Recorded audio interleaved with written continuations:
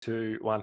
All right, boom. Welcome, everybody. Another episode today. Now, I am totally pumped because today we have Shanna, like Anna. I'm making sure I get that right.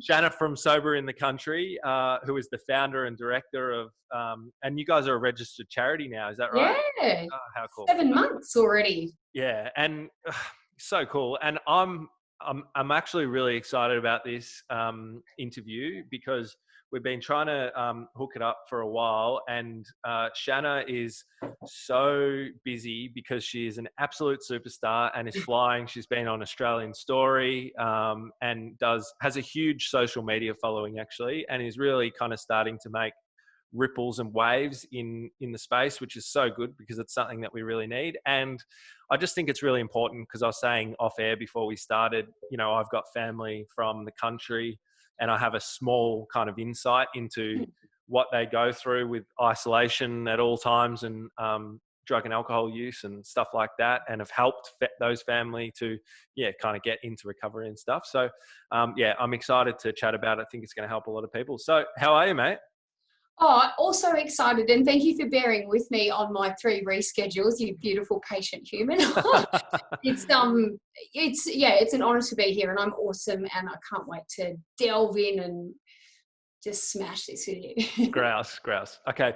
So I always like to start off, I know it's hard, give us the 3-minute snapshot of your story and how you have kind of got into this whole space. I love that because otherwise you'll have 3 hours worth. So, mate, honestly, yes. Basically, as anyone who watched Australian Story would know, I'm just and I will always precede any interview I do with this. Yep. I'm a garden variety recovered alcoholic who shares a story that is common to people all over the globe, all over Australia, and indeed all over rural Australia. Yeah. What I did was I created a national charity off the back of my own experience of nearly dying, dying from this invisible bloody disease in front of the eyes of my mates. Yeah. So 5.5 years ago, I had the old metaphorical cliched rock bottom, woke up in an emergency department after yet another accident, after yet another blackout drinking session. And I knew if I kept drinking, I would die, is the very long and short of it. And I was actually suicidal. And I probably at that stage, I would describe it to people that I didn't want to live, but I didn't really want to die. I was stuck in hell on earth. Anyone who has been there knows that feeling. It is just absolute hopelessness and despair, shame, everything you can think of. Miraculously, I was able to go on and make a complete recovery, and I now refer to myself as a recovered alcoholic, meaning I no longer think about want, need, crave, obsess over alcohol. It's irrelevant to me. I don't care. Yeah. I would never pick up a drink again, mind you, because that would be insanity. Yeah. But I don't want to, and that's why I'm so passionate about passing on the message of recovery to people who are in that space of hell, who don't know it can be overcome. So with rural Australia, as you know very well, we have got an extra whole bag full of barriers to getting support when it comes to addictions. And then another level of complexity there is my demographic, which is hardworking men and women in the bush who are either on properties or farming, or they have a business, or they're self-employed like I was, and they're kind of getting up and showing up through drought and flood and disaster and just doing it and doing it and doing it again. But when they identify and recognize they need a hand and they stick their hand up and ask for it, it's not there. Yeah.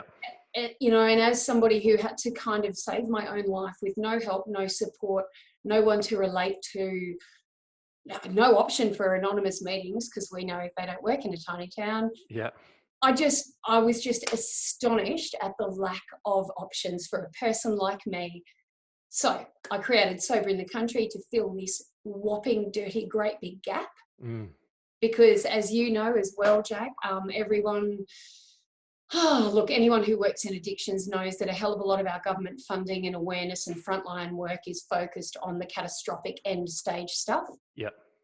And that's important, by the way, that's essential. However, our foundational quote on the website says, there comes a time where we've got to stop pulling people out of the river and we need to go upstream and find out why they're falling in. Love and it. that is, yeah, it's a beautiful quote, hey? That is the foundational quote, because that is what Sober in the Country is about. There is already enough focus on the catastrophe and the rehab and so many areas of addiction, but nobody looks at the invisible, hardworking, overlooked demographic of rural and remote Aussies. So that's my passion, and that's why I created the charity. Love it. So Sorry, interesting. that was longer than 3 minutes. No, it's good. We already have lots to talk about. So for anybody listening, I recommend that you jump on to the YouTube channel after this and have a look, because the thing that automatically strikes me with you, Shanna, is, and I don't know if this was the same when you were in full flight drinking, but you just look like an everyday Australian. You don't look like, inverted commas, your typical kind of alcoholic that's, sleeping rough or something like that. So it's so cool that you've set up the charity in that way, because look, I don't know exactly, but is that a lot of what you guys see, or the stories that you hear from people, engaging in Sober in the Country? Yep, absolutely. And as I said, in Australian Story, and as I will refer to frequently on our social media, I'll say, it never occurred to me that I was a raging alcoholic. Didn't drink every day. I didn't drink during the day. I had a nice haircut and a mortgage and a little SUV and all the things that meant, according to the world, that I was okay. Yeah. I was not okay. I was a high functioning, successful, and I say that with very large quotation marks, happy / confident businesswoman by day, and a derelict in my home by night. Yeah. Like, I literally was living a double life. And, in the 70s or whenever the hell it was that advertising became a thing, we were sold a lie that alcohol was awesome, and we were sold a lie that you were only an alcoholic if you were down and out in the gutter, drinking from a Scotch bottle in the morning. Yeah. And that insidious little lie is still driving conversations today. And that's why people like me will say to their mates, no, I'm not an alcoholic. I work. I don't drink every day, and I only drink after 5 o'clock. Yeah. And so when I started using my lived experience as a raging undercover alcoholic, I brought in my journalism skills and my trademark brutal honesty. Yep. And do you know how I've cracked this bloody thing open, Jack? I do it by throwing myself under the bus. Yep. I just use my own story, because I don't speak in judgment about anyone ever. I just say, for me, this is what it looked like. This is what it was like. And I know that's going to resonate with half the bloody country.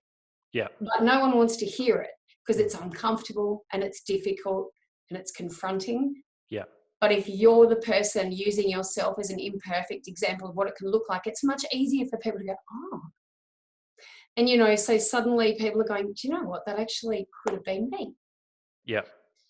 So it's everyone who is a member of our private support peer group and who follows our socials is a person who gets that now. They totally finally understand that we're there to look at that little space that no one talks about.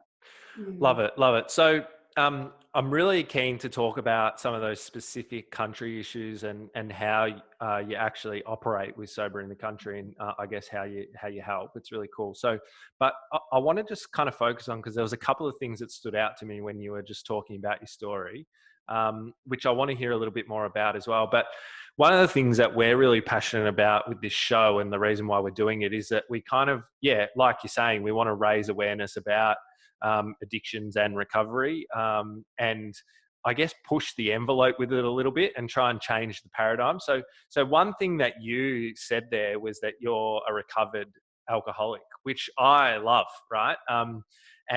But that's probably not what the majority of people would say that are in recovery. So do you want to talk us through that and the thinking behind it and mate, can I just tell you, that one puts the cat amongst the pigeons every single time.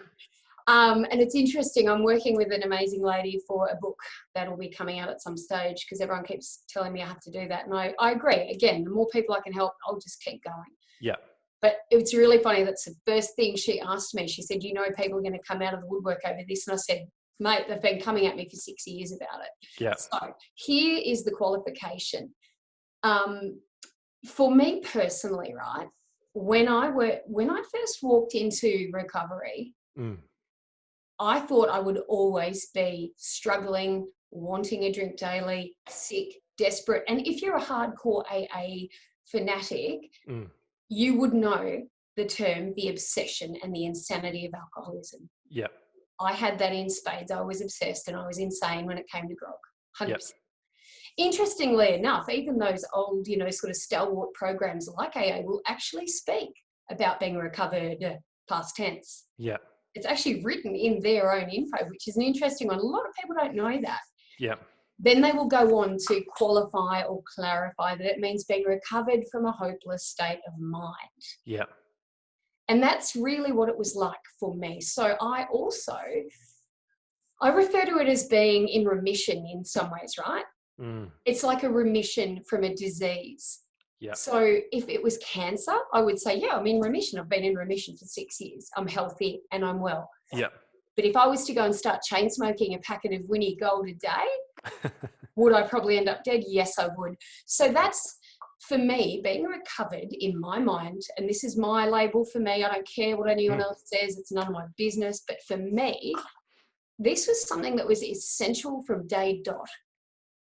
If I didn't have hope and if I didn't have something to aim for and to know I could progress from this miserable, white-knuckling, dry drunk who just was a train smash of a human, if I didn't have something to aim for, I thought, what in the hell is the point?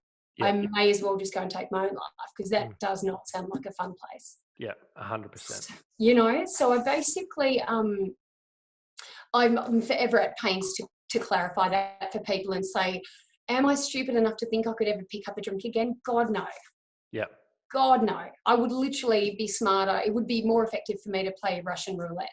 Yeah. I know that. So but the key element of that label for me is that the point is, I don't want to. Yeah. I have no desire. And 6 years later, in our house, for example, we have friends who will drop around and occasionally have a beer. My husband will have the occasional drink now, which we obviously worked at together very carefully for a long period of time to get to that point. I would not do that if I still craved a drink. I'd be insane, to do that. But the fact is, it's like you've got gluten-free bread over here and you've got bread over here. I opt for this one, and if you have that one, whatever, great, have a nice day. It's irrelevant. So the alcohol is redundant in my life. Yeah. But I never, ever, ever stop being vigilant and careful. Yeah. And I've changed everything. I don't go to pubs anymore. I don't go to clubs. I don't go to big boozy events. It's just I'm a different person living a different life. Yeah. And I live it with extreme respect and care in that space.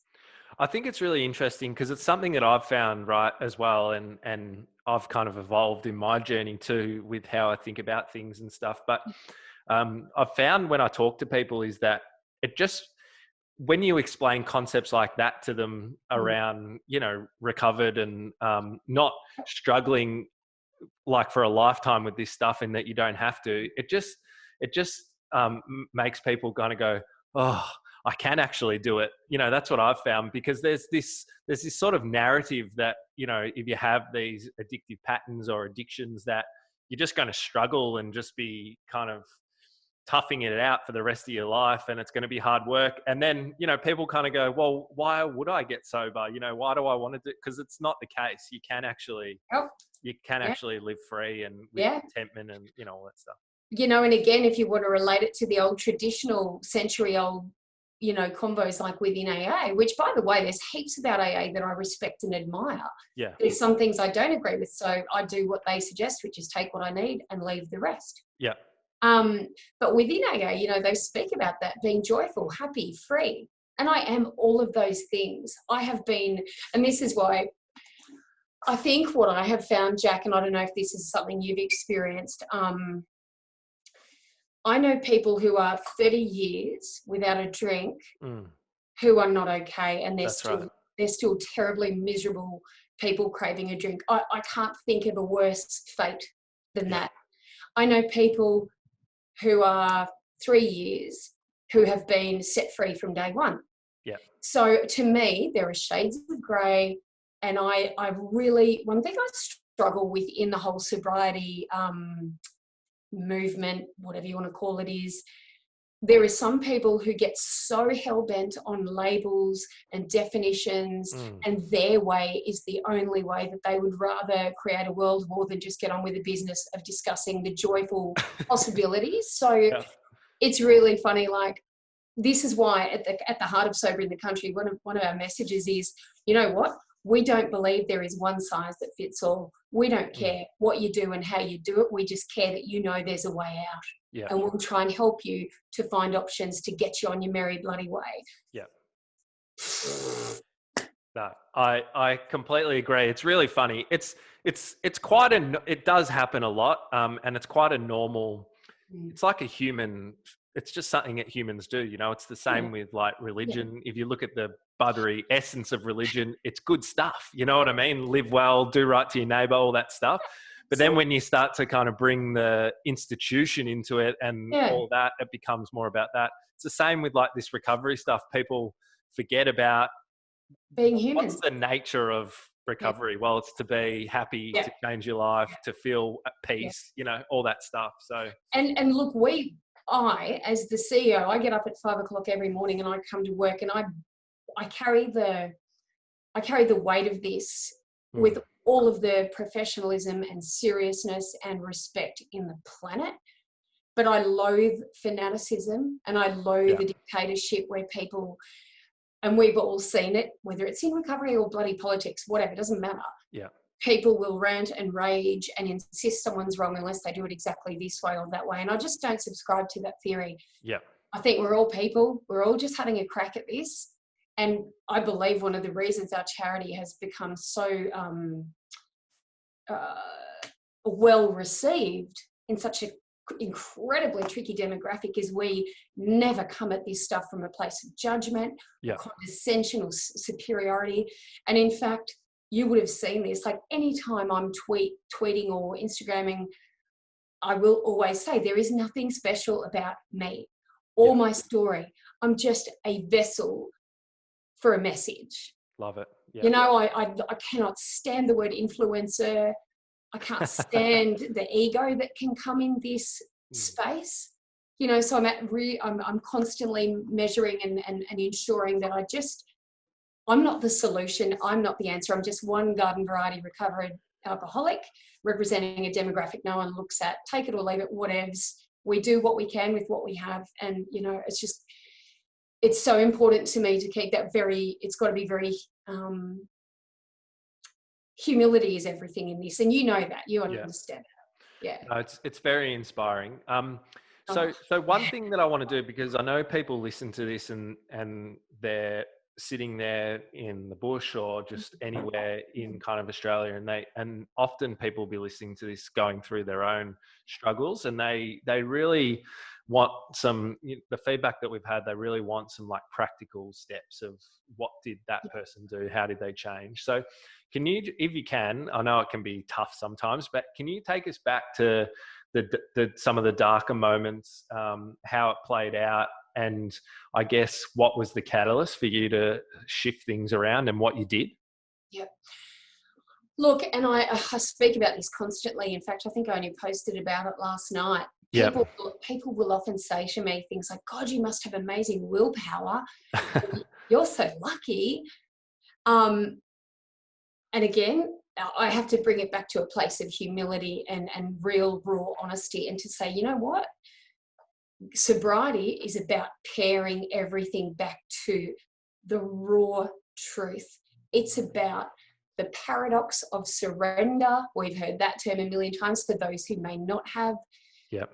It means that for most of us, if we've gone into that chronic alcoholic drinking, and again, there are shades of grey here, but for an alcoholic who's lost the power of choice and is in that addictive cycle, you can't really even consider changing until you're ready to accept that you can't drink. Yeah. You're a person who can't drink. So for me, it came back to the cliches of number one, admit the truth, admit it. And I was a typical alcoholic in the sense that I nearly died before getting to the point of admitting it. I had to hit rock bottom. I had to nearly lose everything before I could stand up and look in the mirror and go, you are an alcoholic. You can't drink. Yep. Suck it up, face the truth, and move forward. Yeah. Because who wants to be that, right? Who wants to be that? Then people delve into labels and go, but I don't want to be labeled this and I don't want to be this and that and the other. For me personally, I tried to say, oh, I'm just a problem drinker, or I've got alcohol use disorder and I need to cut back and I need to try and, I need to try some controlled drinking. I tried every bloody other option in the planet, Jack. I did. And all it did was kept me relapsing, kept me getting closer and closer to death. For me, and this is just me, it was literally those traditional steps of saying, I am totally powerless over grog. Yep. That's the first thing. I had to get to that point of admission. No one could do that for me. I had to get to that place. And then I had to ask for help. And then I had to work my bum off to grab everything I could to make it happen. So it came down to not willpower, but willingness. Yep. Hard work, insane amounts of honesty, structure, support. Yep. And following a process and a plan. And I kind of amalgamated a couple of things. I had a bit of traditional 12-step stuff in there. Yep. I used a bit of biblical stuff and I used other stuff. I kind of, my personal recovery was a jigsaw puzzle because I loved some of the AA stuff and didn't like some of it. So I grabbed the bit I resonated with. Then I grabbed this little bit from St. John of God over here because I liked how they did that bit. Yep. You know, and then a little bit of Russell Brand stuff resonated with me. Yeah. I turned into a research geek and I did exactly what was suggested of me, Jack. And I took a year out of my life. I carved a year out of my life and said, for the next 12 months, my sobriety is all I do. That's it. Yeah. Yeah. So I changed everything because I was a traveling, really successful bloody wedding photographer, staying in hotels and traveling the country and doing amazing things. And going back to hotel rooms and drinking 2 bottles of wine. Yeah. Yeah. I had to give it away. Like I went from being cash rich wedding photographer to starting from ground zero. Best thing I ever did. Yeah. Because I knew if I did not put this stuff above everything else, there was no chance. Yeah. Wow. It's amazing. So it sounds like the fundamentals were that you changed everything.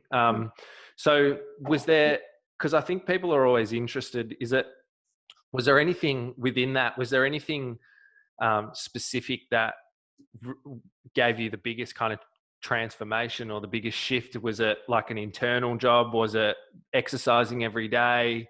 Was it just not changing your job? You know, what was it particularly for you that do you think that gave you a massive shift? For me, it was the combination of things. And I can't remember who first said to me that, you know, with addiction and overcoming addiction, whatever addiction that might be, by the way, you can't just, for me, I couldn't have just put down my wine bottle and said, that's it, I don't drink anymore, because I would have become one of those miserable dry drunks. Yeah. And someone along the way introduced me to the concept of the 4 pillars. Yep.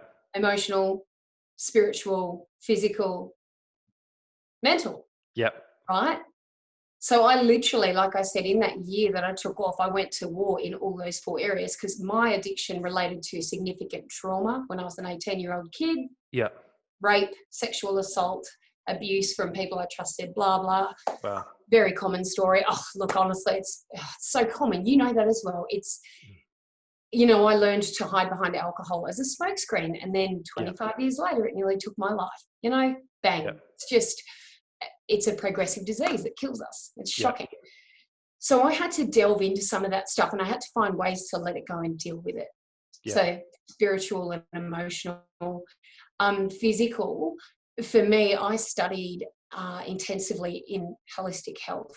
Yeah. I changed how I ate. I detoxed. I retoxed.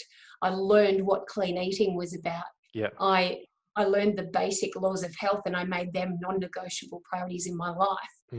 Yeah. So I had been this girl in the bush who would wake up and run out the door with a can of Coke and a Winfield Gold and a meat pie and go work a 12-hour day. I was treating myself like an amusement park and thinking that made me a legend. I was just such an idiot because I was competing with the boys. I grew up, I'm now 46, but, I grew up in a really male-dominated ag bush environment, and I thought I had to be tough and awesome and cool like the boys to fit in. And all it did was turn me into an alcoholic. Anyway, whatevs.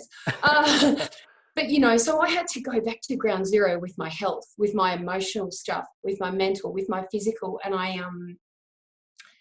had to learn how to let go of anger and hate and resentment. And again, step work was really great for me in that regard. Yeah. I'm asking you a naive question here for people listening. What's step work? So in some recovery circles, you will hear steps referred to. It depends on what you are. So there are various programs that offer various steps. So really, it's like a structured 1, 2, 3, 4, 5. Step 1, admit that you can't drink. Step 2, ask for help. Yeah. So, for example, you'll find a frame of step works within Alcoholics Anonymous. Yep. You will find it within a program like Smart Recovery. You will find it within Russell Brand's flaming hilarious foul-mouthed take on whatever. So it's just, step work is a common phrase used in recovery to refer to the structured, essential bones that you need to put in place to move forward. Yeah, awesome. So it's really interesting that you said that, and I think it's something that people just kind of need to continuously hear, is that, like you said, you can give up drinking and be miserable because you've just kind of lost the thing that was helping you to escape. And if you don't actually work on yourself and change you, then you're not going to continue it, because you're not going to be happy, you're not going to be fulfilled, all that stuff. It's like the smokers who hang around trying to get secondhand smoke and going, oh my God, I wish I could have one. That's not really a great place to be. You're not free from it. Yeah. And I think, this is one of the critical things we have, like I was saying before, within Sober in the Country, we have a rural peer group for professionals, right? And there's 700 men and women working in there together who've identified that they need to cut back or quit. It's incredible. It's bloody incredible. And I'm like the annoying big auntie, fairy godmother. I go in there and I'm like, guys, I'm going to say this every week for the rest of your lives, but nothing changes if nothing changes. Yeah. And I throw myself under the bus to say I was the stereotypical person who would whinge and moan and say, I want to be better and I want to get sober and I want my life to be good. Whinge, poor me, as they say, pour me another drink. So I wanted the change, but I wasn't prepared to bloody do the hard yards. I was like, no, I don't want to quit doing wedding photography. And I don't want to bloody prioritise that because I'll miss my friends or this or this or that. There was always an excuse. There was always a reason why it wasn't important enough or it could happen later. And this is why there's that age-old saying in recovery that, tomorrow may never come. Yeah. And that's also why a lot of us won't actually connect the dots and finally put our hands in the air until we've had a rock bottom moment. And it's a tragic truth for many an alcoholic. And people, I'll say to anybody, I'm so glad I had a rock bottom, Jack. I'm so bloody glad, because I know if I hadn't had that and put my hand up and drag myself out of that pit, I'd be 6 foot under. I'd have been buried 5 years ago. Yeah. There's no doubt about it. Like, no doubt in the planet. So amazing. And thanks for sharing that, because I forget sometimes as well how valuable those insights are for people, because I'm kind of talking about it every day and it's me, it's my life. But, people just go, wow, when you say that stuff. It's really profound. And this is why, one of the things I do love so much about traditional models like AA is, actually this is probably universal in anyone. Yeah. Service work, helping others, right? So doing Sober in the Country, and it began as one volunteer, 10,000 hours of volunteering and a blog. Like, it wasn't an overnight thing. but whether I was broker than a uni student and writing a blog, or whether I was the CEO of a now well-known national charity, the one thing that has remained absolutely pivotal to me is helping others. Yeah. And doing everything I can to serve other people, because helping others brings it back to a place of reality for me. I keep my eye on the prize, and I know that if I was to ever become complacent and forget those things, I don't know, I just don't want to go there. And so Yeah. I feel very, very, very grateful and like the luckiest girl in Australia that I can use this very imperfect face and this very imperfect life to help other people, because it has given me a purpose. Yeah. Every day I get up, bounce out of bed, and I'm so happy. Love it. I'm a weirdo, man. I'm a total weirdo. I love it. I can't wait till sunrise so I can go and start work. I love it. I love it. So tell me about, because I think it'll be an interesting insight for people to hear, and hopefully for people in the city as well to hear. So all that was going on with your alcoholism and drinking and stuff. How did you actually break it down and go, I need help being in the country? And I'm imagining you're pretty isolated, because, I think all the professional work that I do, everyone sits around and agrees that service access and delivery in the city is shit. So I couldn't imagine it, in the country. So how did you go about that? What were some of the barriers? I'm rubbing my hands with glee. This is my favorite one. Jack, I'm just going to open the doors. Can you give me 2 seconds? Go for it. Sorry, it's actually turned really hot all of a sudden here. Sorry, mate. Suddenly just got really warm. All good. Yeah, no, this is a great question. I can't wait to delve into this one. Okay, so in 2015, when I very first knew that I had to change everything, I took the advice of somebody who said, why don't you start a recovery meeting in your town if there isn't one? And I was like, It's a great idea. Yeah. And the very long story short is I spent 2 years baking scones, opening a building and sitting waiting like a little eager beaver. And thinking, where is everybody? Wow. I know it's not just me. And nobody came. Wow. Now, what For 2 years.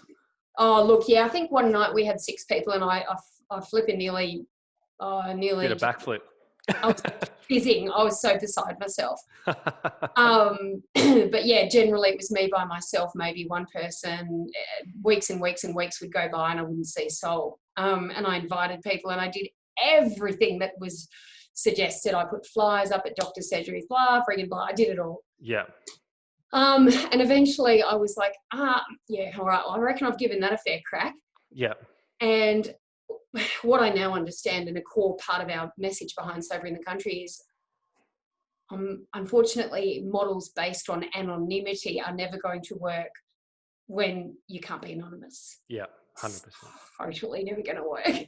It might work for one person out of 100, but it's just highly ineffective. And again, I don't say that to disrespect those models, because in a city, they're brilliant. Yeah. Every time I go to the Big Smoke, I go visit recovery meetings and I'm so excited. I'm like, hi everybody. And I can't wait to get involved, because I'm just craving contact. Yeah. But here I was 2 years into recovery going, well, shivers, okay, this isn't working, but I really want to help people. So I have tried and failed and tried and failed and done all sorts of dumb things to get to where I am today. Yeah. And eventually what I worked out is that in the bush, and in the rural / regional / remote, whatever you want to call it, we have to use technology. Yeah. That's a non-negotiable. And we have to drive conversations for rural people from a rural perspective. Yeah.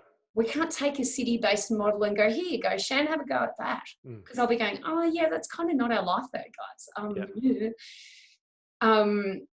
And I do believe that because all of our policy makers and all our decision makers and all our leaders dwell in the comfort of, East Coast and major populations, they've lost touch completely with what happens west of the Great Divide.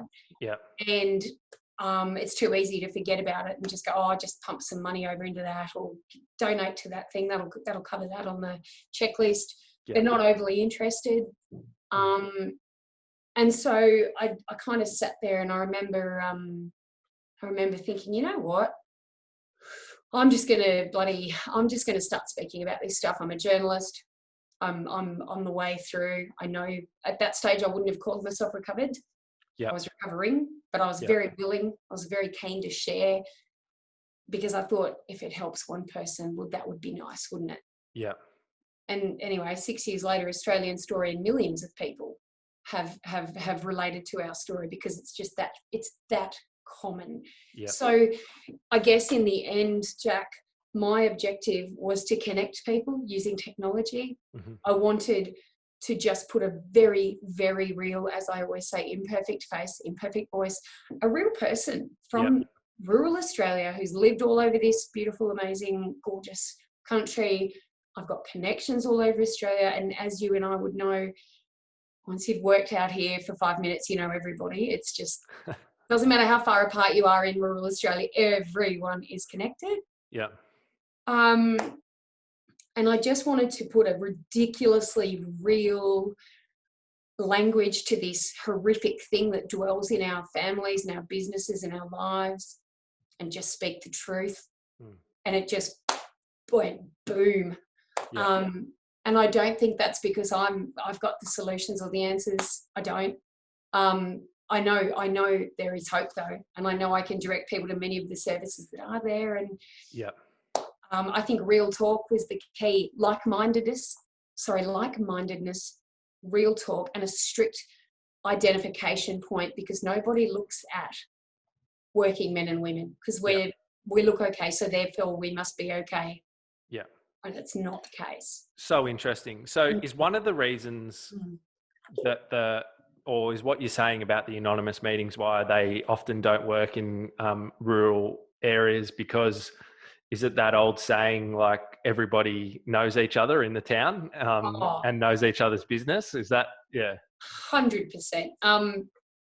So for example, you've got to advertise an AA meeting online, let's say, right? And people just know everything about everyone in a small town. So let's say, like, before I was ready to be extremely open and blow my own anonymity, because I just don't care about it now. But back in the day, that was what stopped me going to a meeting. I would say to Tim, I'm not going to drive to Moree and visit an AA meeting, because everyone in Moree who knows me will know that that's my car outside that building at 8:30 on a Monday. Therefore, they're going to know I'm an alcoholic. Yeah. Bugger that for a joke, mate. No way. And that was it. Yeah. Stopped me in my tracks. Yeah. So, and that's just, I mean, we're not even where we live. We're in northwest New South Wales. We're not even in a tiny town anymore. I've lived remotely all my life, but even bigger centres like Tamworth or Dubbo, everyone knows everything. Yeah. So my wish and my heartfelt prayer was to say, I'm sorry, but why are we obsessed by this notion that our mates have got to go and disappear off the face of the earth when it's their time of need? What the hell are we doing? And often when I give a keynote speech, right, I will say, in a rural community, what do we do when someone gets cancer? Anybody? And of course someone goes, we help, we cook, we feed the dogs, we harvest the crops, we clean the house, we raise money, we do everything we can to embrace that person and help them. Now, what do we do for someone in a small country town who gets alcoholism? Anybody? And they all go. And I'm like, I'll tell you what we do. One of two things. We either tell them to harden up and have a beer and stop being ridiculous, or we tell them to bugger off and go be anonymous. Yeah. We are not... In country Australia, and I need to say here that this is changing, and we've made a massive dent in this. But there is still this archaic, horrendous, dark ages mentality out here where a bloke doesn't know what to do when another bloke says no thanks to a grog. It's crazy because we are so fixated on alcohol being the central point for everything we do in the country. Mm. So it's a massive learning curve when someone who used to be the biggest drinker of all at the local rugby club suddenly rocks up and says, "Nah, thanks, fellas, I'm off the piss." And everyone else goes, "What?" They can't cope. Yeah. So, my philosophy as the person discussing rural Australia is to say it's not good enough. Yeah. If Jack's good enough for us to go and shout schooners at the pub until he gets fall down drunk and we can laugh at him, which is what we do. Yeah. Pretty sure we can step up and look after Jack when he says, "Guys, I'm not okay. Yeah. I need a hand." It's not complicated. It's so interesting. And I think what you'll start finding, if you haven't already, is that, your Sober in the Country movement tackling perceptions and issues just like that one will spread throughout the whole country in all areas, because, I know that that's the same here in the city largely. When I go out for dinner and meet new people or whatever, and they say, do you want to drink? And I say, "Oh, no, I don't drink." They're almost, well, not almost, they are. They're more uncomfortable with it than I am, They don't know what to say. And do you know something? One of my most frequent comments on our social media is, "Oh, that's not just a country problem." And I totally know that. I'm all over that. But we've got amazing sobriety ambassadors, speakers, people doing all sorts of amazing things in the city. E.g., Hello Sunday Morning. Yep. E.g., Osher Gunsberg, Pete Fitzsimmons, Talitha Cummins, like all these amazing humans who live in the cities and speak about this stuff. There's not a soul other than me that speaks about it in the bush. Yeah. It's crazy. I'm like, oh my God, I know every second person out here relates to my story. Yeah. Like I say, there's nothing unusual about me except the fact that I speak about this ridiculously candidly.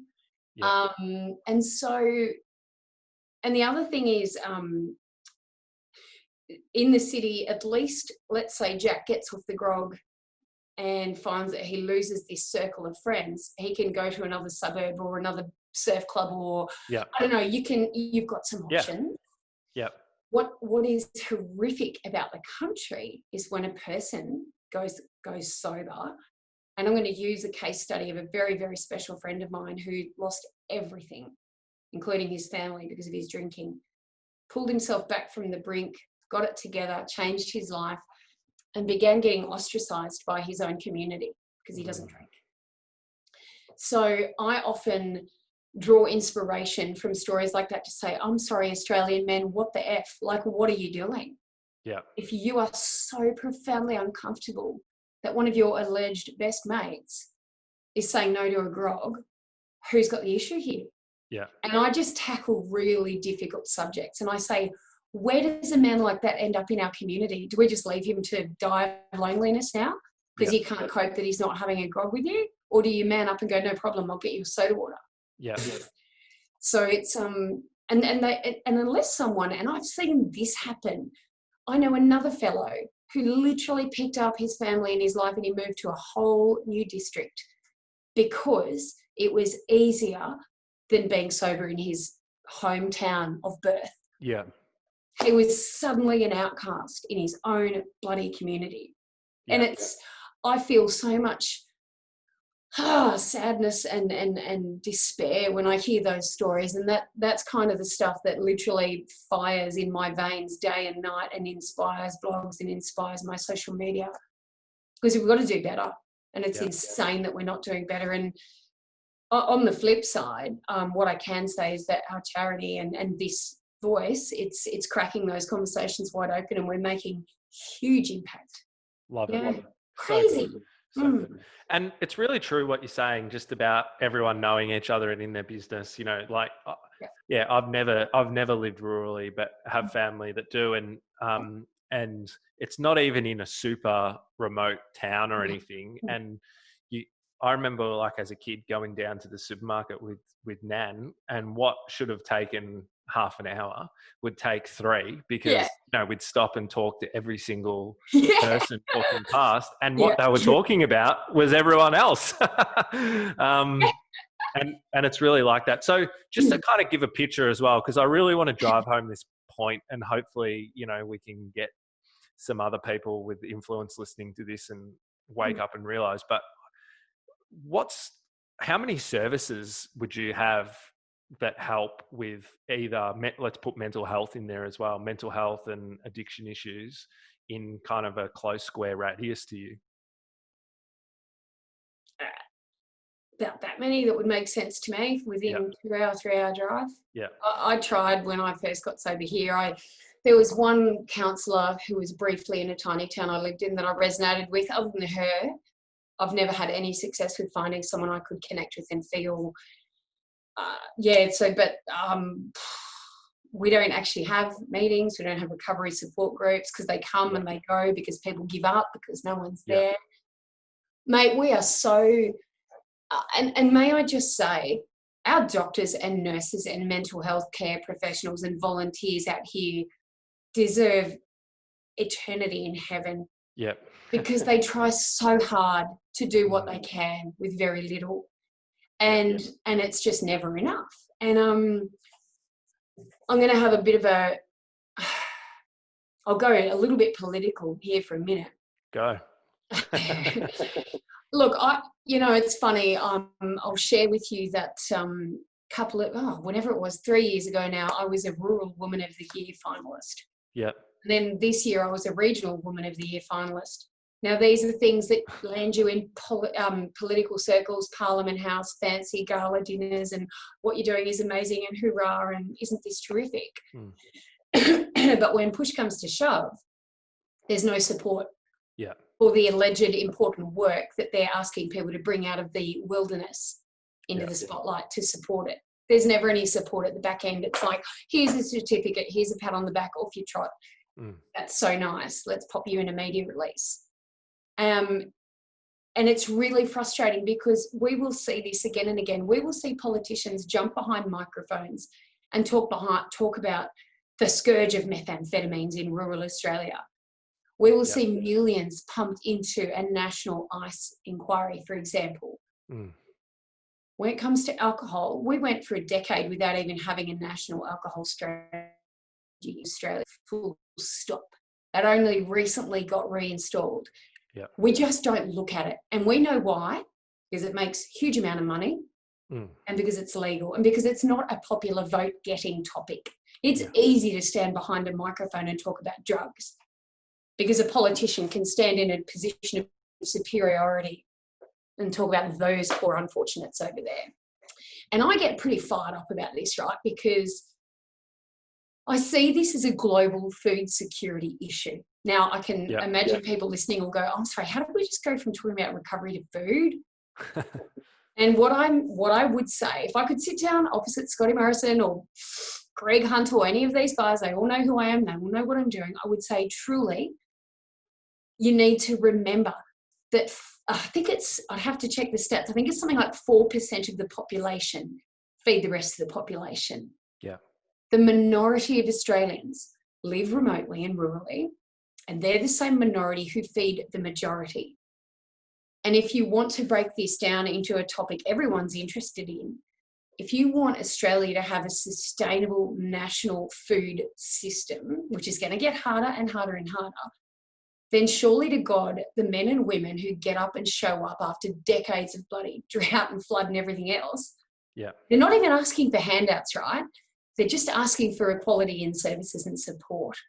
And I would literally say this to the face of any politician, seriously, how do you guys expect these exhausted, fatigued humans who are just trying to scrape through and stay where they live and stay where their heart is and where they belong? Like, this is the thing, right? I would never want to live in the city. My heart and soul is bush. Yeah. I would die. I would die if I was taken out. I friggin' love it. But there are only a limited, finite group of talented, skilled, resourceful people who can live that life, who can, bring the next generation of regenerative farmers and people through the ranks to grow the crops, to farm the land, to chase cattle on the back of a bloody bike in 48-degree heat. And so for me, at the heart and soul of this issue is the fact that I think it is disgusting that this demographic, my people, my demographic, my peers in rural and remote Australia who work their butts off, Mm. can't get support, can't get heard, won't get heard, and are dismissed again and again and again. Yeah. And I reckon, in my heart of hearts, Jack, I just think it's absolutely atrocious because they're just asking for equality in services and support. And if one, like I'll often say, if one little bozo with a laptop and the heart of a volunteer can impact a nation with one discussion, it's just blatant proof of how urgently needed this chat is and how much merit it has and how much could be achieved with collaboration.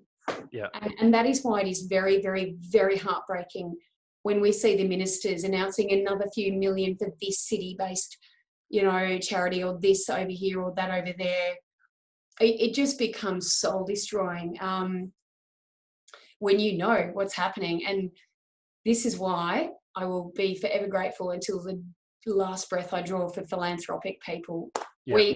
We have had philanthropists step in and around us and totally see the merit in this. And they're like, what do you need? Let's get this done. And that's what has been the crucial factor for us in the last 6 months, is we've had investors go, yeah, I see this. This is so important. Love it. Yeah. Oh, sorry, I'm so passionate. No, I love it. It's good to hear you talk with the passion and fire in the belly, and we need more of it. And you're right, because with all the big wigs, when they talk about like data and stuff, everybody knows, they call them social determinants of health.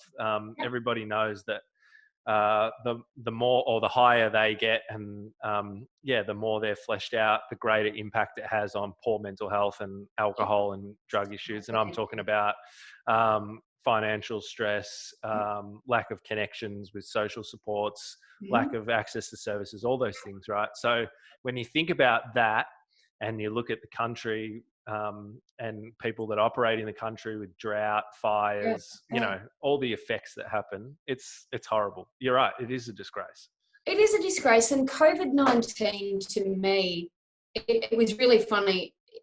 In March, I was at the Sydney Opera House. Sorry, just clearing my ears. I was at the Sydney Opera House presenting alongside some of Australia's most extraordinary women, thinking, yay, 2020. I was set to be travelling Australia as a speaker. Yep. And then COVID happened, and then I was sitting back here at home going, oh, shit. Well, that was awkward. No money, no income, everything was gone. Yeah. As it was for many people. And I thought it was the worst thing that had ever happened to me.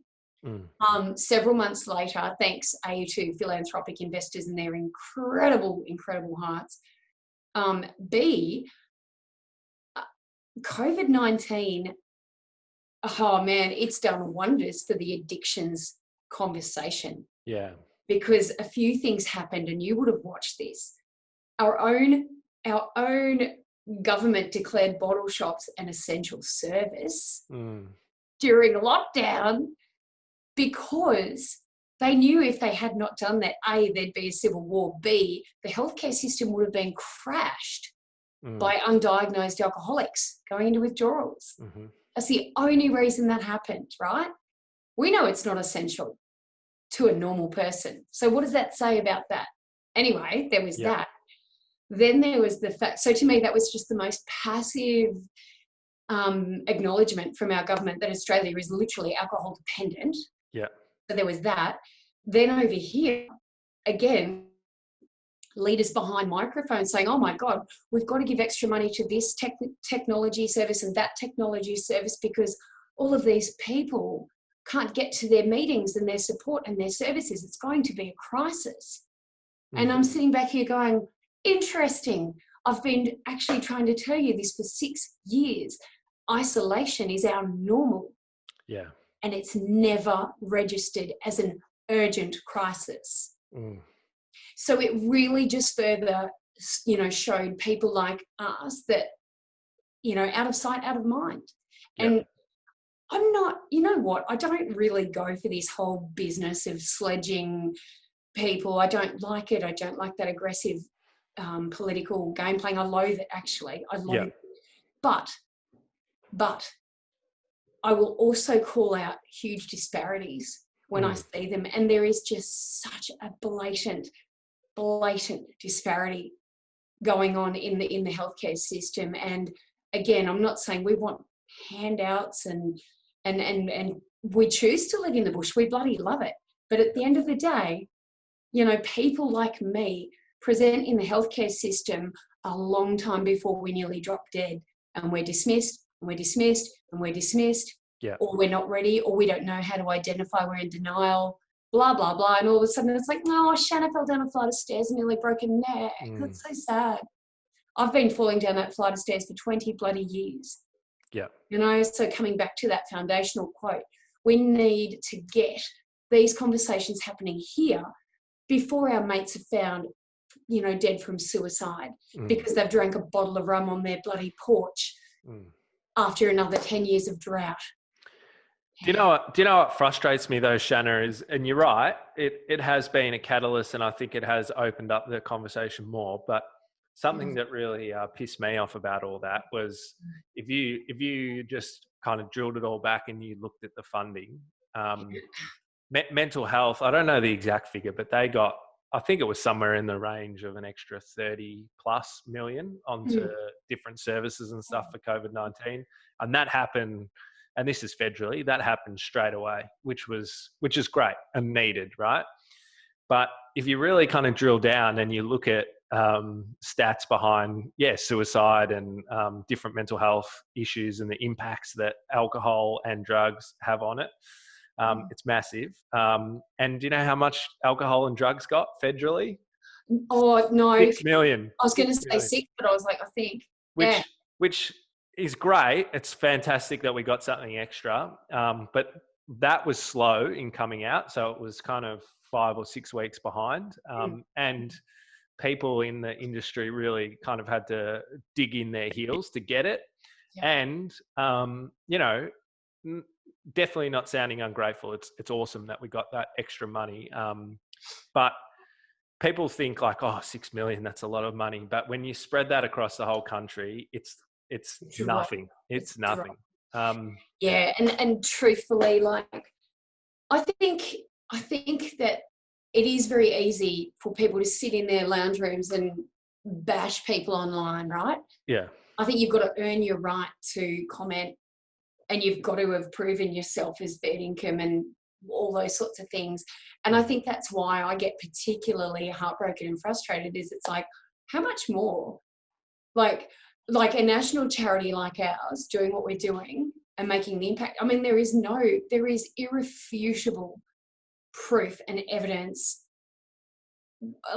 of the impact, you know. And so I must say, I never anticipated it would be impossible to get the so-called leaders of Australia to go, that's great. We can definitely develop and get something on the go here. But having said that, I never anticipated that having an independent community and voice would end up being our superpower. That's right, yeah. And I don't think, you know, I'm learning and growing all the time. I'm just a chick from the bush, and all of a sudden, man, I'm doing some very intense things in very, very high profile media. And every now and then, like, it was really funny. I was on the drum on ABC recently. And in my own head, I was having one of those, holy shit, what am I doing here moments. I was just laughing internally, and I'm thinking, don't laugh out loud, don't laugh out loud. Because I'm just a girl from the bloody country, it just cracks me up. But anyway, you know, I've got a serious national voice here. So I try and be respectful, and I try and be really careful. But the independent factor, and one of the reasons I believe Sober in the Country has had such a rapid impact, is we're not vanilla. Yeah. We're not delivered with a pamphlet to your doorstep saying, did you know the standard amount of drinks that are recommended in Australia is 2.5? Because we know a country bloke's going to go, F off, you wanker, that doesn't even wash the dust down my throat. Right? And so you have to, again, you need boots on the ground. You need a person who understands the demographic. Yeah. And like, I said to somebody once, if I was doing for drugs what I've done for alcohol, I probably would have been knighted and given an office in Parliament House by now. Yeah. You know, but I don't care anymore. That's the nice thing about that. I've let that go, because I now see with this clarity that that independence and that real talk is what's working. Yeah. So all we've got to do now is hope and pray that, we will continue to find people who just see the plain truth of this and go, yeah, we'll do this. Yeah. We will do for these people what needs to be done. And that's happening. Yeah. Love it. Oh God, it's ridiculous, Jack, how much I'm so passionate about it, Yeah. No, it's so good to see. And actually, speaking of those, all that media stuff that you've done, which is cool, and very, very important. I actually wanted to ask you today, because I think people will find it interesting, about a blog or article that you wrote off the back of the Ben Cousins documentary that got a bit of attention. So yeah, I'd love to hear, like, first of all, kind of explain the situation to everyone. And yeah, it'd be great to kind of hear your viewpoint on it and why you wrote that article and what it was all about. We asked the good questions here. You do. So like everyone else in Australia, I saw the headline, Ben Cousins coming clean, and I was like, oh yes, I'm going to watch that. Yeah. I watched it. I went to bed in tears. I woke up in tears. I sat down at my computer that morning and started crying again, and a blog fell out of me. This is often what happens. Like, whenever I write a blog, it's spontaneous. I never plan my social media ever. That's a lot of crap for me. It's all very organic, to use a very cheesy hashtag, but it is. So I don't plan anything. It's just here in this crazy brain that never stops. But I literally wrote that blog in 5 minutes and just hit publish and walked away. Yeah. And then it went to 40,000 people within a week. Wow. Which is funny because I don't promote anything and we're just a little bush charity. So that's actually a huge amount of blog visitors. So basically, something I'm very grateful for as the CEO and spokesperson of the rural demographic now in this chat, right, is that I'm very media savvy and very media aware. Yep. I have a journalist background and I am old enough and ugly enough to know how that stuff works, thank God. Yep. Because you just don't go there unless you know what you're doing, because it is so risky. And when I shared that blog, I knew there would be risk with it, because I knew media outlets would love the explosiveness of it. Explosiveness, truth, like it was pretty savage. Like I ripped shreds off Channel 7. Yeah. Because I believe in my heart that was just a totally exploitative documentary. Yeah. Like, it was horrific what they did to Ben Cousins. As I said in that blog, he's not a perfect guy. He's an addict who's not yet ready to do what's got to be done. I'm not defending him or his behaviour, but I was calling out a national media outlet for their lack of integrity, for their lack of ethics, for their lack of duty of care. Because,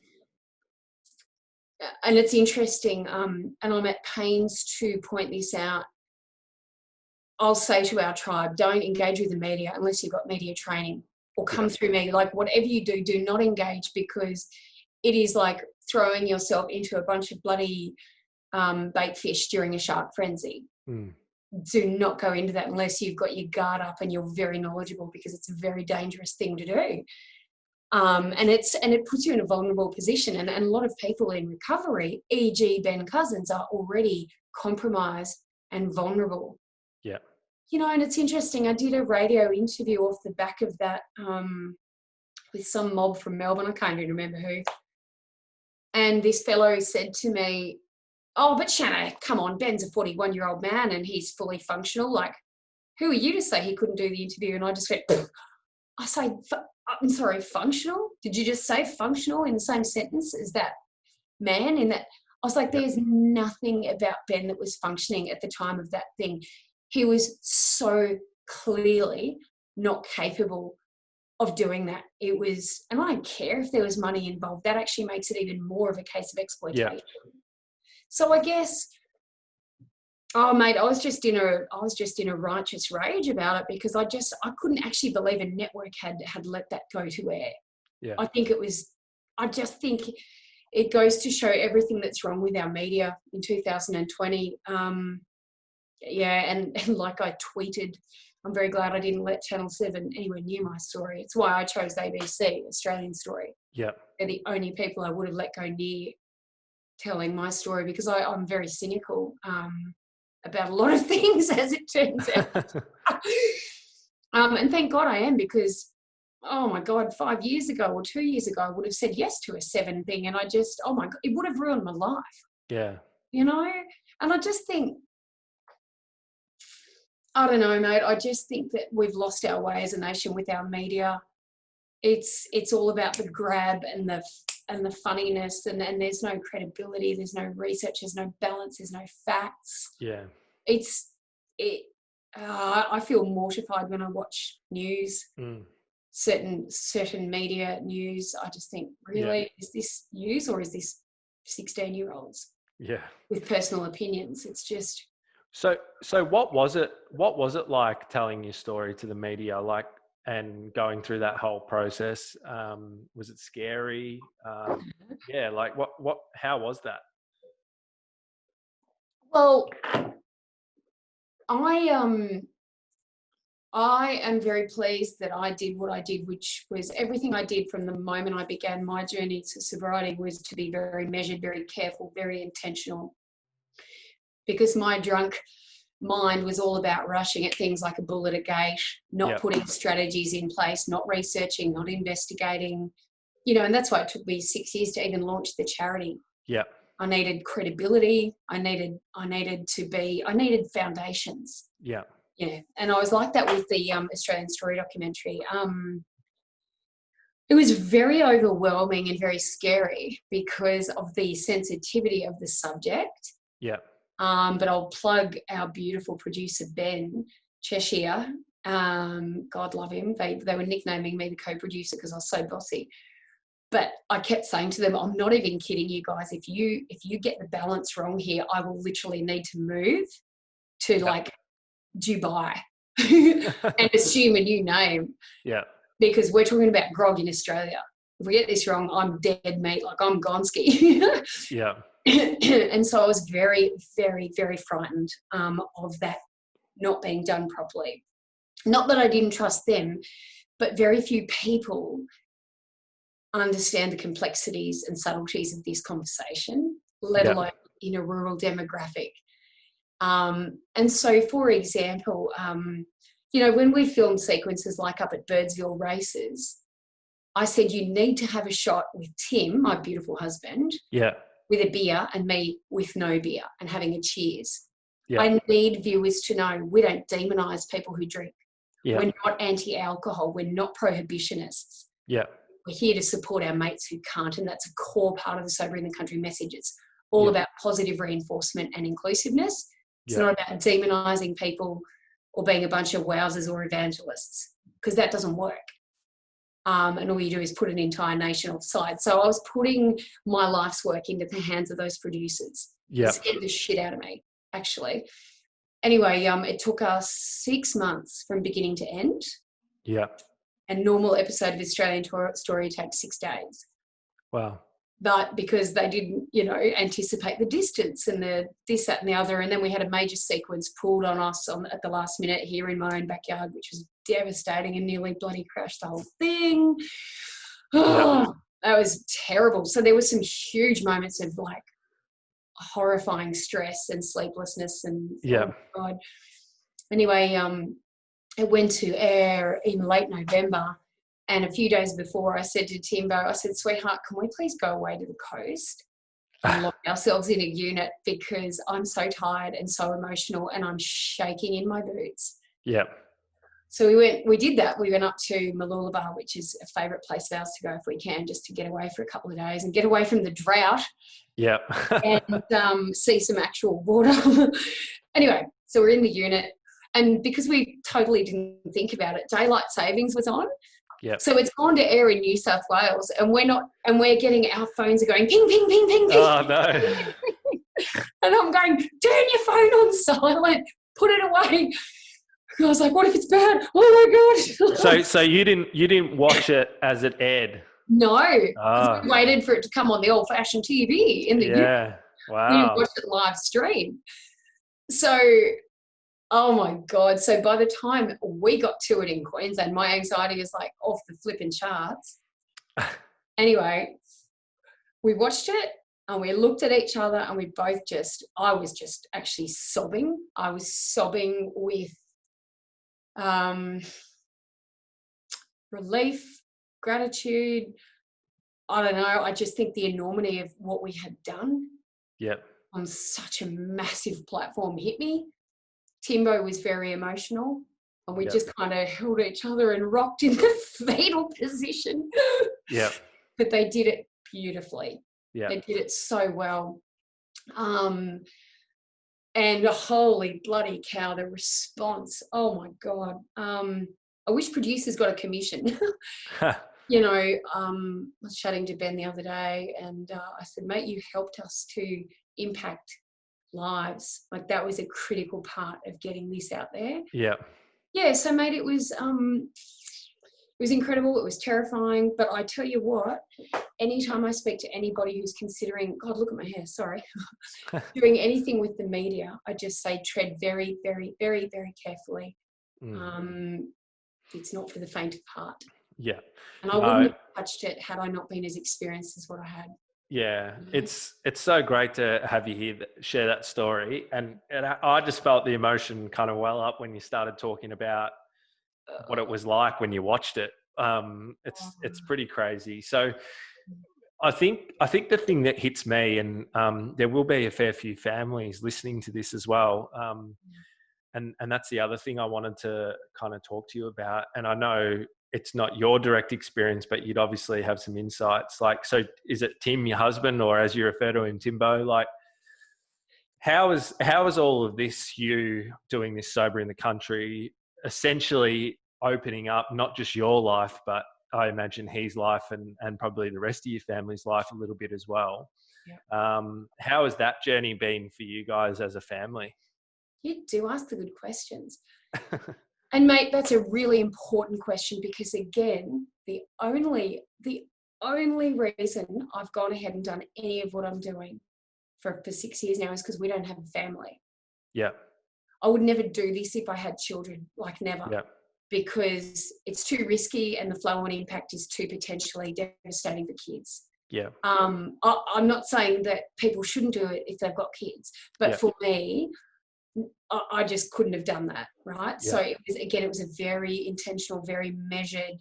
It was spoken about with our family. I spoke about it with Tim. I spoke about it with friends. Yeah. The impacts and the flow-on effects have been massive and nearly all positive. Awesome. Yep, which is mind-boggling because I was bracing myself for trolls and haters and all the usual horrific shit you see on social media. And you know, it's devastating. And again, I was prepared for that mentally. Yeah.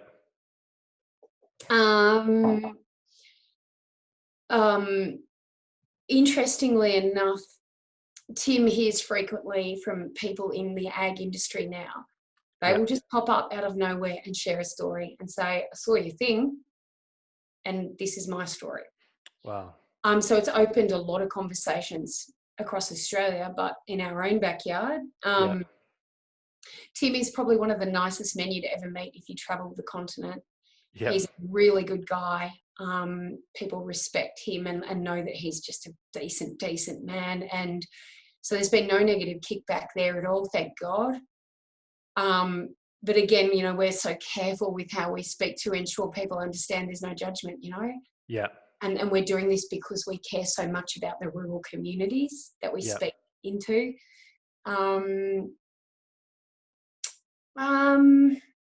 Mate, honestly, other than the occasional Wally, and I anticipated who would give me grief, and it was actually fanatical people from certain recovery circles. I got to talk to you about that in a second. That was predictable, and that happened, and I had strategies to manage that in advance. Yeah. But honestly, mate, it has been overwhelmingly incredibly well received and very positive to the point where it blew my mind. I was expecting a lot more negative kickback. But no, it was just brilliant. Yeah. No, amazing. And it's funny that you mentioned that. So, because that's what I've found. Um, and it's actually incredible when you think about it. The most kind of hate or negative feedback that I've ever gotten about doing similar stuff and sharing my story and all that is from the recovery community itself, which is really weird and saddening, and I think has held the whole movement back a little bit for years, and people are starting to break through. And it's because, well, in my opinion, it's because of what we were talking about at the very start, all that sort of institutionalized, or Yep. not institutionalized, but just the way it's been for so many years, and people's Yeah. beliefs around it and Yep. Yep. stuff. And, And mate, and that's it. It's that indoctrinated philosophy that you must not speak about this, and you must not speak in the media, in the press, and do this and do this and do that and do that. Blah, blah, blah. It's funnily enough, I actually understand the reason for that, right? yeah, I mean, Because someone who's 5 minutes sober could have gone and done Australian Story and done untold damage. yeah, So, and that's precisely why I have been so careful. Oh my God, the care I have taken, because the responsibility I wear in this space is enormous. Like, I know I'm being watched, and I know I've got to get it right. And if I get it wrong, I say it straight away. I'm like, sorry guys, that's my stuff up, whatever. So I do believe firmly that anyone representing recovery has to go in with their eyes wide open. And if they're not okay, they've got to be honest. yeah, And what really distresses me is seeing these overnight influencers pop up and create an Instagram account and going, yeah, we're like a community of resources for this and that. And you're like, you're not even what? yeah, You can't say that. Like, you're not even a legit business, guys. That's shit. You can't do that. Like, and what I think is really lovely about the community is that by and large, people respect the rules. There's a bit of a unwritten ethic that binds most of us together. And people who don't follow that kind of common courtesy are fairly quickly weeded out. yeah, You know, you don't just come into this and blather on as though you're an expert and expect to be taken seriously, because that's not okay. yeah, And that's why I think certain older industries are so passionate about that. And I get that. I do. But like, it's really funny. I've had people from within certain recovery groups say, oh, it's a bit of a shame you don't know anything about AA, for example. And I go, oh, it's a bit of a shame you didn't read my website or understand that I ran AA meetings for 2 years. Yeah. And that I actually recommend you guys all the time. Yeah. I think there's so much merit in that program, but it's incredible how people will instantly make the assumption that I'm anti it. I'm like, no. Yeah. I'm pro-choice. Yeah. I'm pro making your own mind up about what it is that you might need. And for many of us, it's many different things. Calm down. Let's just all remember we're on the same side here. Yeah. You know, and I can't stand that horrendous warfare that goes on. And one thing I love, for example, about, say, AA is it says we don't own the monopoly or the rights on recovery. We encourage you to do whatever you've got to do. But again, a lot of people haven't read that fine print. Yeah. So it's like with religion and fanaticism of any kind, the problem is never usually the thing. It's the people who don't go in fully informed. Yeah, that's right. And they mouth off at the drop of a hat about something. And it's like, holy crap, guys, woo. I'm on your side. Yeah. Yeah. But I think, I don't know what happens, Jacob, if I've had some people say who ring me when they've stopped drinking and say, I'm really sorry about the thing I said, I was drunk and I'm jealous. And I go, what? What are you jealous of? This face, this beautiful wrinkly face? What? And they're like, yeah, no, I'm just really jealous. You seem to be going great guns. And I'm like, dude, I haven't had an income for 6 years. I'm living in a rental house. Yeah. No, like, don't mistake this for success. This is just me doing what I feel in my heart to do. Yeah.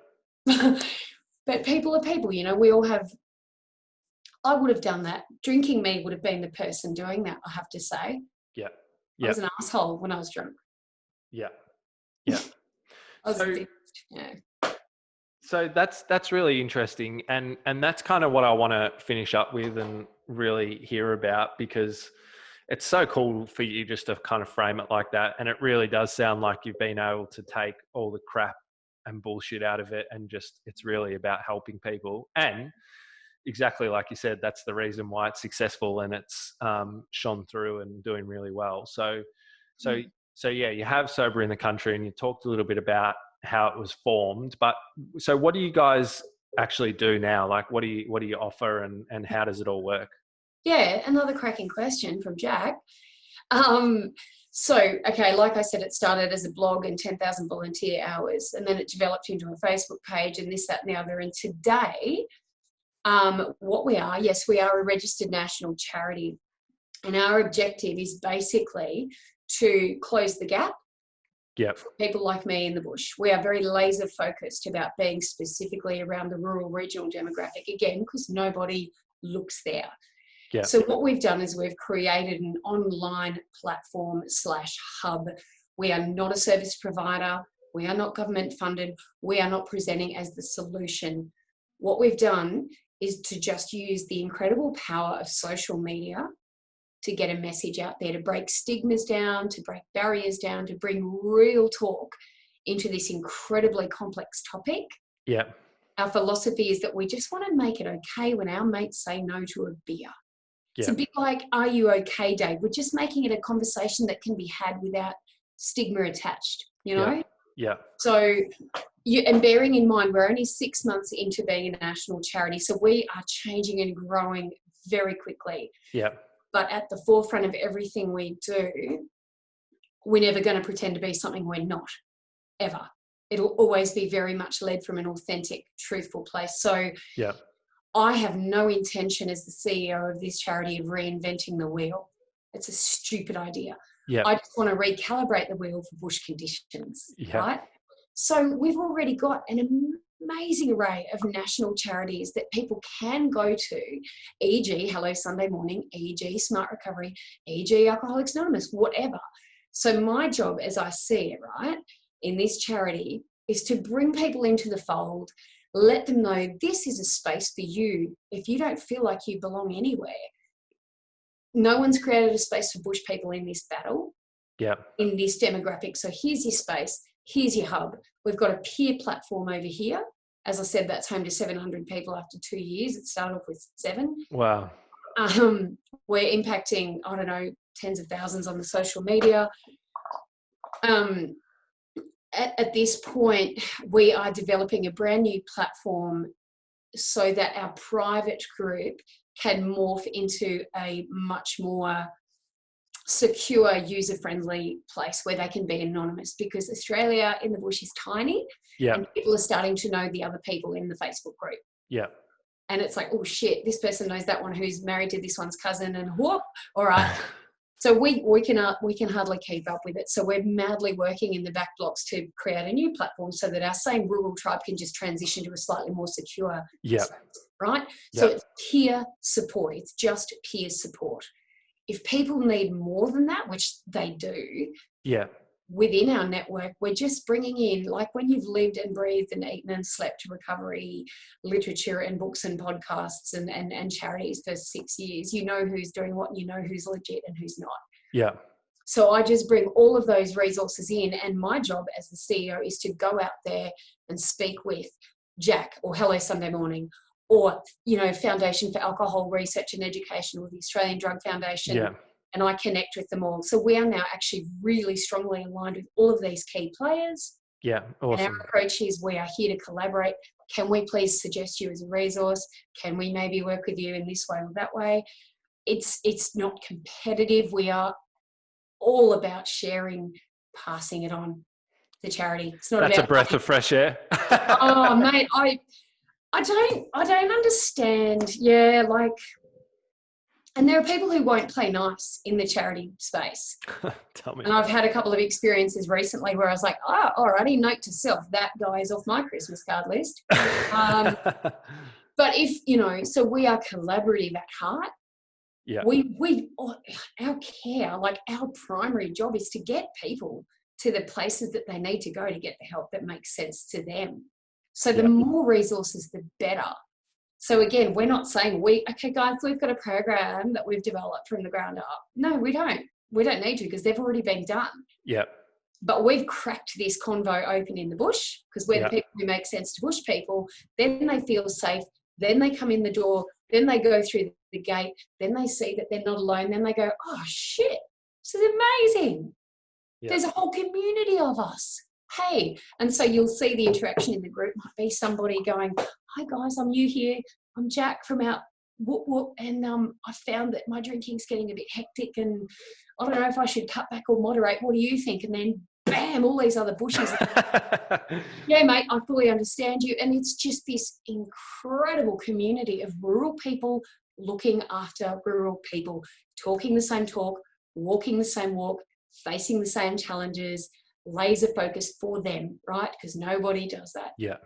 And if people are needing above and beyond that, like I said, we refer them on to the government funded ones, whatever's going on. So we have the peer support, we have the kind of everyday educational face of the charity, which is yours truly, just delivering information as it comes out of my head, through my heart, onto the page, real talk. Yep. Collaborations. There's myself. I was booked up to Travel Australia the whole of 2020 until COVID. So when travel is back on the cards, I will be again, going and delivering keynotes. Awesome. Could be in corporate life, could be in rural communities, could be at the Opera House. Mate, I do whatever I can with whatever I've got. We have a big merch range now. I was gonna ask about that, because everybody listening, I want them to go and buy some t-shirts and the hats. I love the hats. So, do you guys have those in the city? No. Oh my God, I'm just gonna wait there. I'm gonna grab one, because so this is really funny, Jack. For the uninitiated, these are called trucker caps. Everyone knows what a trucker cap is. Yeah. In the bush, all the cool kids are wearing these and only these. So I shamelessly spent a fortune on getting these done, because I knew they wouldn't wear anything else. Love it. Don't ask me why. I've got no idea where it started or how it began. Allow me to introduce the double-striped high-profile trucker cap with a mesh back. How good is the logo as well? Oh, thank you. Very simple, hey? Yeah. The little orange bit represents sunrise without a hangover. Love it. Love it. We have a new range of caps. Anyway, the point is, all the cool kids in the bush are wearing these, and I can't keep up with them. So we got the very best, because I can't stand those caps that collapse after the But yeah, these ridiculous caps are going off like frogs in a sock, which is awesome. And again, like anything to do with the charity, it's not about profit, it's about awareness. So we don't make a whole lot of money out of this, but our merch is going really well. So yeah, on the soberinthecountry.org website, you can go to the merch page and you can scroll around. We've got these great t-shirts and long sleeve tees and singlets and caps now, and they're just very simple, very classic. And as we say, whether you yourself are sober in the country or you're supporting a mate who is, rock this out and just show that it's like wearing a pink shirt for McGrath, Foundation Day. You're just showing your support for your mates who can't have a drink. Love it. But it's pretty simple stuff. So everybody that's listening and watching, go buy one of those, because you're not only supporting Shanna and the charity to, keep going and do more stuff, you're actually breaking stigma and raising awareness at the same time. That's it, mate. We're just chipping away at this and chipping away, and all of a sudden we're chipping a big old dent in it. And yeah, look, as I said, we're independent, we're not government funded. We are here by the grace of the generous hearts of a couple of very amazing philanthropic organisations, including the Snow Foundation and the Yugal Bar Foundation, who I will shamelessly plug, because I just adore them, and their generous hearts are just amazing people, with country connections as well, which is even more special. And some people within the community are chipping in now, and our merch. So whatever comes in through those sources is used to pay a minimum wage to this workaholic and to just keep us ticking along, So if someone listening resonates with this and wants to support us, you can go to the website. There's a donate button. Awesome. It's all set up. We're tax deductible. It's like bang, bang, online, done, back on your bike. Yeah, I'm So pretty good. shit at asking for money, but if anyone wants to help, that would be awesome, because we are doing what these people need us to do. Yeah, love it. So good. So to finish up, I want to ask you, because we're all about putting it out there and letting it happen on the show, manifesting the reality that you want, if you like. So what's the 5-year kind of vision for Oh, Sober in the Country? Where do you want to be? What's the end game to all of this? there is something really massive in the pipeline. Pipeline. It's like a pipe lemon, except a lime. Pipeline, which is, I can't say because it's too huge and exciting, and I don't want anyone to steal it. Yeah. There is an amazing project in the pipeline. In 5 years, though, to be honest with you, Jack, I want ambassadors. I want trained people who can facilitate Zooms in the country, nationally. I want Sober in the Country to be the go-to place for people, whether they're wanting to cut back or quit. I want to retain these incredible alliances with all of these amazing bodies and charities and people. And I want every single person in the bush to know they're not alone. If they've identified they're in a spot of bother with the old booze. And I don't want to see anyone else slipping through the cracks. So that's the big goal. But in the background, we're going to be creating sober conferences for rural people. And anyone who's ever been to rural conferences will know they're all about being pissed. And I was the worst, just saying. Refining our Bush Tribe platform, so it's schmick. Always seeking collaborations with, funders and amazing humans who want to get in the trenches with us and get this done. A book is on the horizon. Awesome. Media content. You know what, Jack? One day when I'm long gone, I want this to be a legacy that keeps going. I want this to be set up for life, so that when I'm too old and tired to do the crazy hours I'm doing now, I want there to be structures in place so that this remains a legacy in the bush. Love it. So good. Well, for everybody listening, Shanna Whan, and is that right? Whan? Shanna Whan. Shanna Whan. Bloody hell. There you go. Leave it in there. Don't edit it out. Oh my God. See, that's memorable for everyone. So Sober in the Country, go and support it. You just heard the vision. If you like what you're hearing and everything that these guys are doing, please go and support, buy shitloads of merch, and get behind it and make it happen. You're an absolute star, mate. I really appreciate it. And yeah, I wish you all the best, because it's going to help so many people. Oh, thank you, Jack. And thank you so much. This is a long interview, and I know it's really no, it's like, I love it, right? It's my passion. But for you to give me all your time and energy, it's huge. So thank you for the honor. And, to wrap up, if someone out there is resonating, don't you dare give up. Don't you give up hope. Love it. Don't ever give up hope, because and I know that recovery happens, and there's so much hope. And just before I turn the recording off, can you just reel off the different places where people can find you guys? Yeah. So probably the easiest thing is if people just go to our website, soberinthecountry.org, and all of our socials are linked. If you want to flick us a message, do it through the website. You can follow. I'm an Instagram fan. The photographer and journalist in me is forever uploading cool things from all over Australia. Just come visit, come interact. Come join our rural tribe. If you're a bushy listening and you're like, that's exactly where I need to be, come join us. And if that's not you, we can flick you off into all sorts of other wonderful directions and love you rotten regardless. All are welcome. Yeah. Awesome. Thank you, Jack. So good, mate. Thank you. Thank you.